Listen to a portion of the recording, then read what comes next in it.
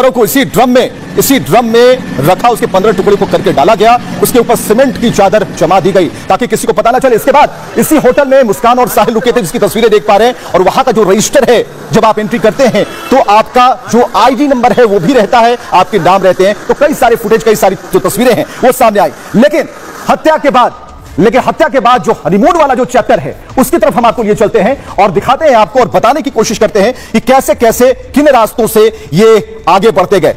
हत्या के बाद हनीमून को जरा समझिए। मेरठ से शुरू करते हैं, जहां पर सौरव का मर्डर होता है। इसके बाद ये लोग शिमला चले जाते हैं, हनीमून ट्रिप पर चले जाते हैं। इसके बाद इनका काफिला बढ़ता है मनाली, जहां पर साहिल का बर्थडे मनाया जाता है। इसकी तस्वीरें हमने आपको दिखाई। कसौल भी पहुंचते हैं और साहिल मुस्कान वहां पर होली खेलते हैं और लोगों को पता नहीं चलता कि इतना बड़ा कांड करके ये सामने आए हैं। तो सबसे बड़ा सवाल है कि आखिर किस मकसद से आखिर इन्होंने ऐसा उकृत्य किया, किस मकसद से इन्होंने इस घटना को अंजाम दिया। चलिए अब आपको बताते हैं। मेरठ के घंटाघर इलाके से मुस्कान ने एक ड्रम खरीदा। दुकानदार से कहा आटा रखने के लिए एक ड्रम चाहिए। नीले रंग का 200 लीटर का ड्रम 1100 रुपए में खरीदा। जो दुकानदार था सैफुद्दीन, उसको थोड़ा भी नहीं था कि आगे क्या होने वाला है। इसके बाद क्या होता है यह हम आपको बता रहे हैं। उन्होंने कहा कि मुस्कान आम ग्राहकों की तरह बिल्कुल लग रही थी, बिल्कुल जैसे उनकी दुकानों पर आते हैं। मेरठ के शारदा रोड से मुस्कान ने चाकू खरीदे थे। सब्जी काटने के लिए यहां अच्छे चाकू मिलते हैं। मुस्कान ने चिकन काटने के लिए 2 बड़े बड़े चाकू खरीदे।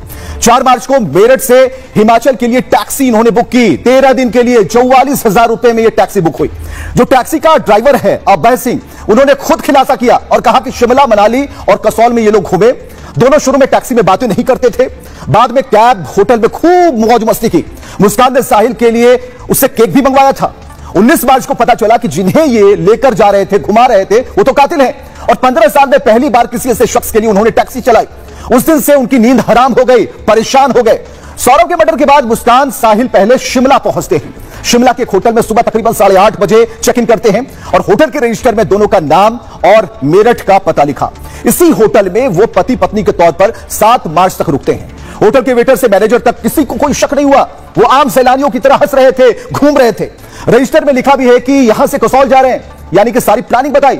शिमला से 20 किलोमीटर दूर पेट्रोल पंप पर टैक्सी में पेट्रोल इन्होंने भरवाया और 2800 रुपए का पेट्रोल भरवाने का भी खुलासा होता है। मतलब कि मेरठ से शिमला, मनाली तक पूरे रूट के सबूत अब सामने आ गए हैं। चलिए इसके बाद हम आपको बताते हैं, उसके बाद बताते हैं कि क्या होता है। ये पूरा जो रूट मैप है, ये जो पूरा रूट मैप है वो बताता है कि किस तरीके से जो इनकी प्लानिंग थी वो उन बातों से दूर थी। किसी को पता नहीं था, किसी को पता नहीं था कि ये क्या करके आए हैं, कौन सा गुनाह करके आए हैं, कितना बड़ा मर्डर करके आए हैं, कितने बड़े कांड को अंजाम इन्होंने दिया। और सबसे बड़ी बात कि इनको इस बात का डर नहीं था कि ये पकड़े जाने वाले हैं, आगे क्या होने वाला है इनके साथ। लेकिन ये तो होली मना रहे थे, ये पब जा रहे थे, डांस कर रहे थे और खुशियां मना रहे थे। लेकिन हम आपको बताएं कि किस तरीके से जो गवाह हैं, जो आई विटनेसेस हैं, जिन्होंने इन्हें देखा और इन्हें महसूस किया, उनका क्या कहना है शुरू से लेकर अंत तक।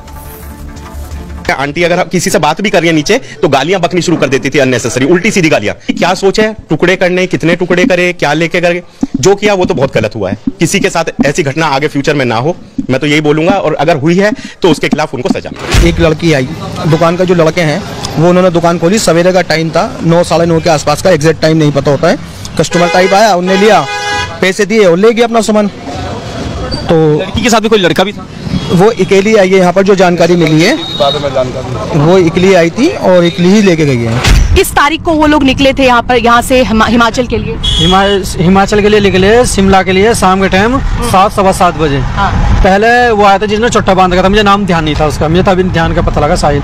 तो वो आके बैठा, मैं उन्होंने पूछा जब सुना मैं आपका, मैं कहाँ, तो जो 2 हफ्ते का टूर है, मैं कहाँ जी, मगर तो मैडम आ रही है, हम भी जाएंगे, मगर ठीक है। तो मैंने पूछी मैडम कहाँ जाना है, शिमला जाना है, शिमला की लोकेशन लगा लो।